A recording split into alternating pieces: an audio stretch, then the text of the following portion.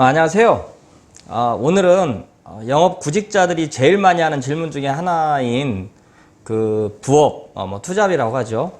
부업으로 영업을 좀 할 수 있나, 그걸 좀 많이 질문들 하시거든요.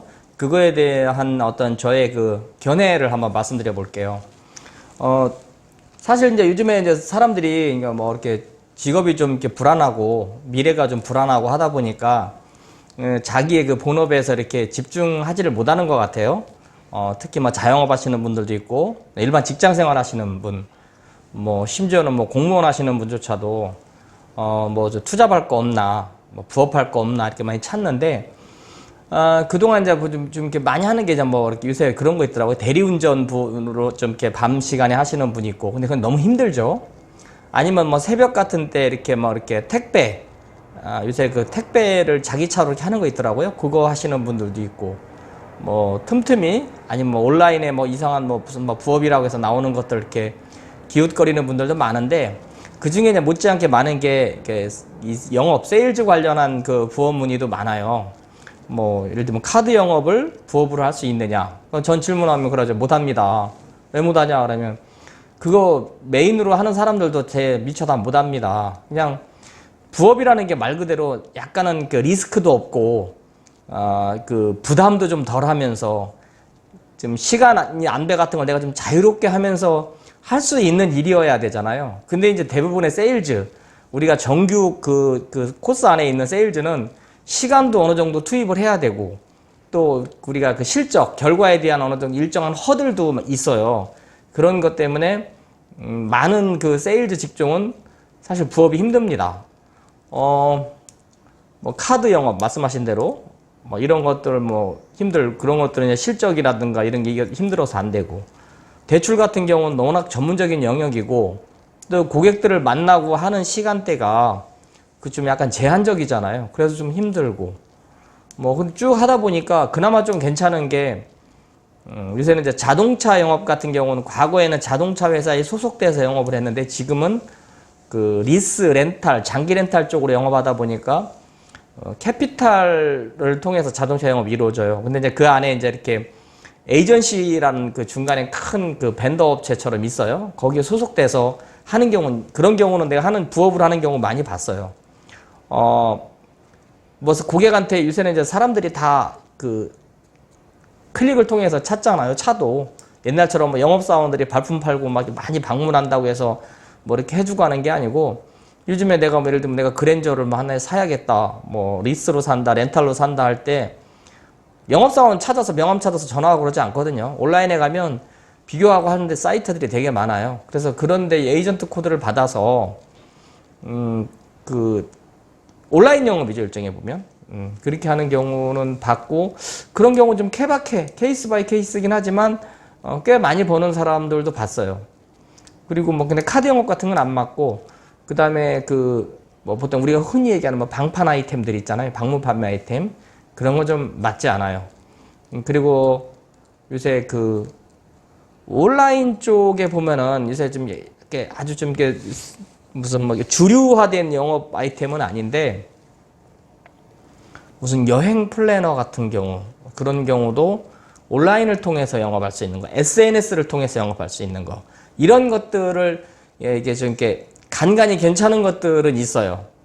근데 이제 솔직히 그래요. 이게 좋은 영업 아이템이 그 온라인에까지 흘러나와서 이렇게 사람을 뽑고 막 모집을 하고 하지는 않을 거 아닙니까? 좋은 아이템이면 이미 속된 말로 얘기해서 선수끼리는 한 바퀴 쫙 돌거든요.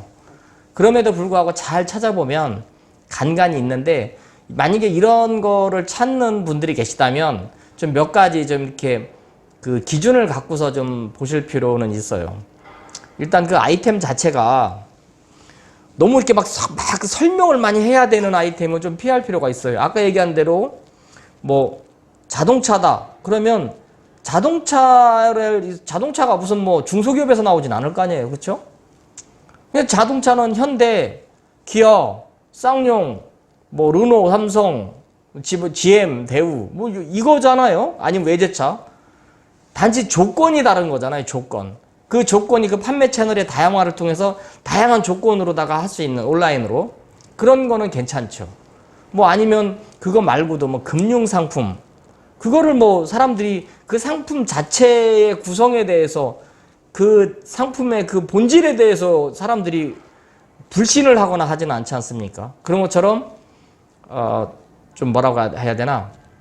좀 아이템 자체가 그렇게 설명을 해야 되는 아이템이 아닌 이미 검증되어 있는 아이템을 좀 할 필요가 있겠다라는 거 하고요.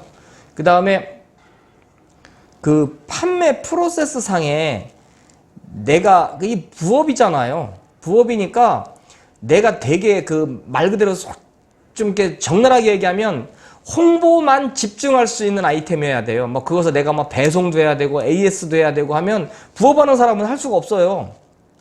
예를 들면 그래서 뭐 어제 제가 유튜브 보니까 뭐 쇼핑몰도 뭐 코스트코에서 사서 무슨 뭐 그 스토어팜 온라인에다 올려가지고 그거만 홍보만 좀 이렇게 집중하고 배송이나 기타 이런 거 다 하듯이 뭐 다른 것도 마찬가지입니다. 보통 금융상품 같은 경우도 그냥 내가 그 홍보만 하고 그 접수, 세일즈만 그 클로징만 해놓고 나서 그 이후에 사후 관리나 이런 것들은 그 회사, 그 내가 속해 있는 곳에서 이렇게 될 수 있는 시스템을 좀 찾아볼 필요가 있어요. 물론 다 그러면서도 수당도 많고 뭐도 편하면서 이것도 하고 이렇게 내 입에 다 맞는 걸 찾기는 서두에서 말한 것처럼 쉽지 않아요.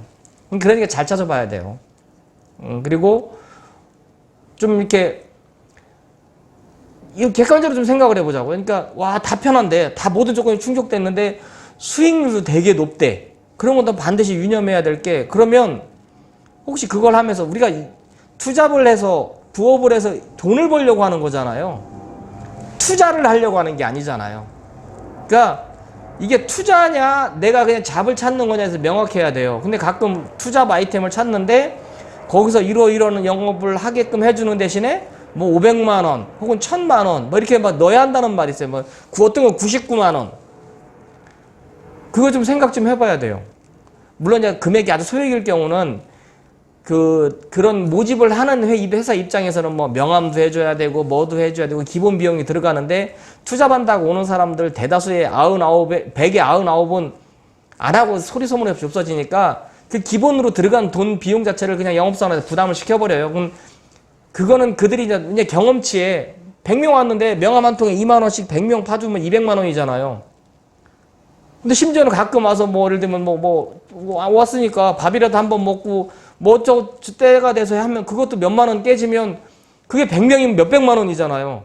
근데 실제로 투잡이나 이런 거 부업을 찾는 사람들 와서 실제 업무에 투입해서 결과까지 내는 사람은 제가 볼 때 많아야 5%도 안 돼요. 그럼 나머지 95% 때문에 비용을 나가는 게 이 회사에서는 너무 리스크가 크다 보니 아예 처음에 뭐 명함 비용, 사실 어떻게 들어보면 추접하죠.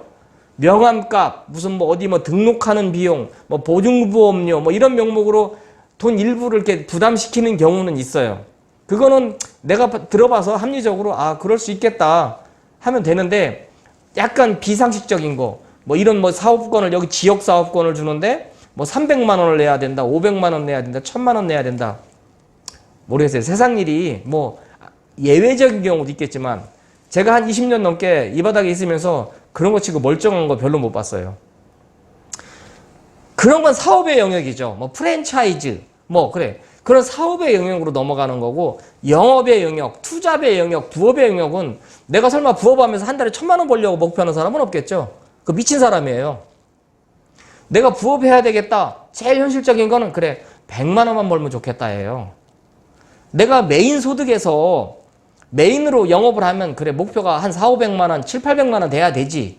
하지만 내가 직장을 다니면서 혹은 다른 자영업을 하면서 그 자투리 시간을 내서 일을 해보겠다고 하는데 내가 목표가 뭐 300이에요, 500이에요. 가끔 와서 그런 얘기하는 사람 보면 나 지금 되게 어이없거든요. 그냥 목표 100만 원 잡으면 돼.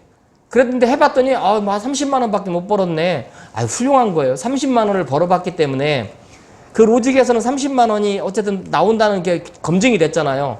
그럼 조금 더 노력을 하든가 시간을 좀 더 투입하든가 아니면 내가 좀 더 개선된 그런 아이디어를 낸다든가 했을 때 그 30이 뭐 100이 될 수도 있고 150이 될 수 있는 거거든. 그렇게 가야지 투잡한다고 하면서 목표 내가 다음 달에 당장 300 벌어야 되는데 그런 거 있으면 내가 하지. 그런 거는 쉽지 않아요. 뭐 세상 일이다 다 알 수 없으니까 찾아보면 있을 수도 있겠지. 하지만 어렵다. 그러니까 제일 중요한 것 같아요. 투잡하고 이렇게 단 한 푼이라도 더 벌어보겠다고 알아보다가 여기저기서 사기당하는 사람 많거든요. 여러분들은 사업을 아이템을 찾는 게 아니잖아요. 투잡 부업 아이템을 찾는 거잖아. 그것도 영업으로 한번 해보겠다는 건데 돈을 내면 안 돼. 그러니까 돈 안 내는 곳.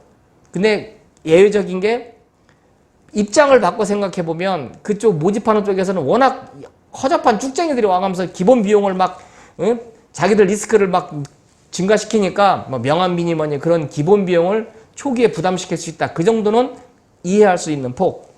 그 다음에 영업 아이템을 찾을 때 여러분들이 밖에 막 다니면서 할 수 있는 일 쉽지 않거든요.